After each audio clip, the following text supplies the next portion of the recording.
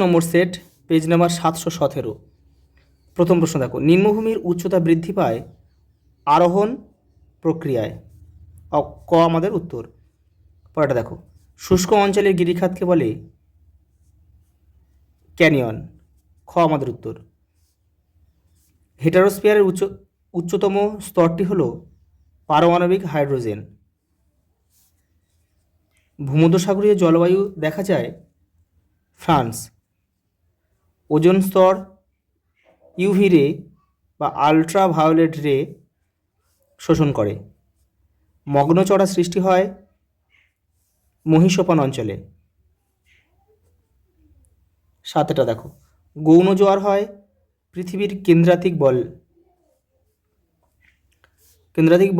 বা প্রভাবে। বর্জ্য ব্যবস্থাপনা করতে হলে দেখো, পৃথকীকরণ, পুনর্নবীকরণ, পুনর্ব্যবহার সবগুলি প্রয়োজন। অপশন ঘ আমাদের উত্তর হবে, সবগুলি প্রয়োজন। সবচেয়ে ক্ষুদ্রতম অঙ্গরাজ্য হচ্ছে গোয়া। নামচাপাড়াও অবস্থিত অরুণাচল প্রদেশে।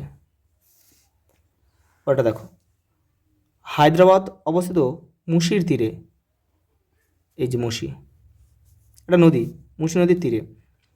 মৌসুমী বিস্ফোরণ হয় বর্ষাকালে। প্রথমে কিন্তু কেরলে হয়। ভারতের ডেট্রয়েট বলা হয় চেন্নাইকে। ভারতের ভূষ্মলয় উপগ্রহ হলো ইনস্যাট। দেখো তারপরে কি দিয়েছে, দেখো শুদ্ধ অশুদ্ধ দিয়েছে।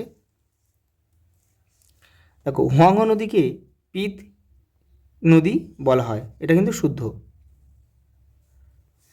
গোদাবরী নদীকে দক্ষিণের গঙ্গা বলা হয়, এটাও কিন্তু শুদ্ধ। নীলকণ্ঠ শৃঙ্গ একটি ইয়ারদাংয়ের উদাহরণ, এটা অশুদ্ধ বাক্য। এটা ইয়ারদাংয়ের জায়গায় যদি পিরামিড চূড়া হতো তাহলে কিন্তু বাক্যটা সঠিক হতো। কর্কটক্রান্তি ও মকরক্রান্তি রেখার মধ্যবর্তী অঞ্চল উষ্ণমণ্ডল নামে পরিচিত, এটাও শুদ্ধ। বেরিং স্রোত একটি উষ্ণ স্রোত, এটা কিন্তু অশুদ্ধ হবে। বেরিং স্রোত কিন্তু একটি শীতল স্রোত। কলকাতা একটি পুনরপ্তানি বন্দর, এটা কিন্তু অশুদ্ধ হবে। এটা আছে একটা নদী বন্দর হবে। পরেটা দেখো, উপগ্রহ চিত্রে বসতি অঞ্চলকে লাল রঙের দেখায়, এটা কিন্তু অশুদ্ধ হবে। এটা টোপোগ্রাফিক্যাল মানচিত্র হলে কিন্তু উত্তরটা আমাদের ঠিক হতো। দেখো শূন্যস্থান দিয়েছে, বারখান সামনের দিকে উত্তাল আকৃতির হয়ে থাকে। বায়ুমণ্ডল বিকিরণ পদ্ধতির মাধ্যমে উত্তপ্ত হয়। 5ই জুন তারিখে বিশ্ব পরিবেশ দিবস পালন করা হয়। বজ্রবিদ্যুৎ সহ ঝড় ও বৃষ্টি হয় কিউমুলোনিম্বাস মেঘ থেকে। মাটিতে উপস্থিত খনিজ কণার বিন্যাসকে গ্রথন বলে। পাতাঝরা উদ্ভিদকে পর্ণমোচী উদ্ভিদও বলা হয়। পরের দেখো, কুমায়ুন হিমালয়ের হ্রদগুলি তাল নামে পরিচিত। কোন ভূমিরূপ মাশরুম রক নামে পরিচিত? গৌর। তুন্দ্রা জলবায়ু কোন তাপমণ্ডলের অন্তর্গত? হিমমণ্ডল। ভারতের সর্বোচ্চ গিরিপথের নাম কি? উমলিংলা। কোথায় অবস্থিত? লাদাখ। ভেম্বনাথ কি? এক ধরনের কয়াল, মানে মালাবার উপকূলের যে উপহ্রদ রয়েছে সেইগুলোকে কিন্তু স্থানীয় ভাষায় কয়াল নামে পরিচিত। তার মধ্যে ভেম্বনাথ হচ্ছে সবচেয়ে বৃহত্তম। কোন ধরনের স্বাভাবিক উদ্ভিদ থেকে কাগজ তৈরি হয়? সরলবর্গীয় অরণ্যের নরম কাঠ থেকে। ভারতে কফি উৎপাদনে কোন রাজ্য প্রথম স্থান অধিকার করেছে? কর্ণাটক। একটি ভারী ইঞ্জিনিয়ারিং শিল্পের উদাহরণ দাও। রেল। লৌহ ইস্পাত শিল্প। ভারতের দীর্ঘতম সড়ক পথ কোনটি? NH-44, শ্রীনগর থেকে কন্যাকুমারিকা পর্যন্ত। দেখো একটা স্তম্ভ দিয়েছে, দেখো কারিওয়াম কোথায় দেখা যায়? জম্মু কাশ্মীর। তাহলে এখানে 4.2.4.1। রত্না হচ্ছে উচ্চ ফলনশীল ধান বীজ, তাহলে 2.4.2। জোরহাট চা গবেষণা কেন্দ্র 2.4.3, 2.4.3। আর বৃহত্তম মোটর গাড়ি নির্মাণ কেন্দ্র গুরগাঁও 2.4.4।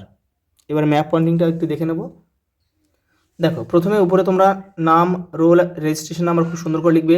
পেন দিয়ে লিখবে, আর ভিতরটা কিন্তু তোমরা পেন্সিলে সব সলভ করবে, তারপরে উত্তরপত্রের সঙ্গে খুব ভালোভাবে কিন্তু বেঁধে দেবে এটা। আমি দেখো তোমাদের ভিডিওটা বোঝানোর জন্য বা ভালোভাবে বোঝার জন্য কিন্তু আমি পেন দিয়ে সলভ করলাম। দেখো প্রথমে কী দিয়েছে, দেখো কাবেরী নদী, দক্ষিণ ভারতের পবিত্র নদী কিন্তু কাবেরী নদী। এই যে নদী যখনই আঁকবে কিন্তু একটা তীর চিহ্ন দিয়ে দেবে কোন দিক থেকে কোন দিকে যাচ্ছে এটা বোঝানোর জন্যে। দাগ নামা দেবে, নাম দেবে। গারো পাহাড় কোথায় অবস্থিত? মেঘালয় মালভূমিতে। এই যে এই হচ্ছে গারো পাহাড়, 6.2। তারপরে দেখো কর্কট ক্রান্তি রেখা, দেখো ভারতের মাঝ বরাবর গিয়েছে। এই যে এখান থেকে এটা কর্কট ক্রান্তি রেখা, এই যে গিয়েছে, এই যে লিখে দিয়েছে কর্কট ক্রান্তি রেখা 6.3। ভারতের রুড় অঞ্চল, ভারতের রাঢ় অঞ্চল দিয়েছে, রাঢ় অঞ্চলে ছোটনাগপুর মালভূমির এটা দিলেই আমাদের হয়ে যাবে এই জায়গাটায়। দেখো এটা কিন্তু তোমাদের প্রশ্ন করে কিছু কিছু দেবে, কিন্তু সেই ক্ষেত্রে তোমাদের উত্তরটা কিন্তু জানতে হবে। উত্তর পূর্ব ভারতের চা উৎপাদক অঞ্চল হচ্ছে আসাম অববাহিকা দিলেই হয়ে যাবে। এই যে 6.5। পরেরটা দেখো কচ্ছের রণ,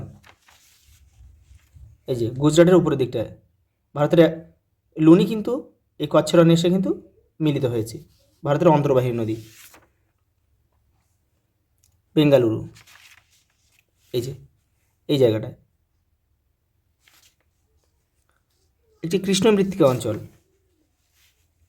দেখো মহারাষ্ট্র রয়েছে, মহারাষ্ট্র অন্ধ্রপ্রদেশ এই জায়গাটায় কিন্তু কৃষ্ণ মৃত্তিকা, এটাই কিন্তু কার্পাস উৎপাদক অঞ্চল।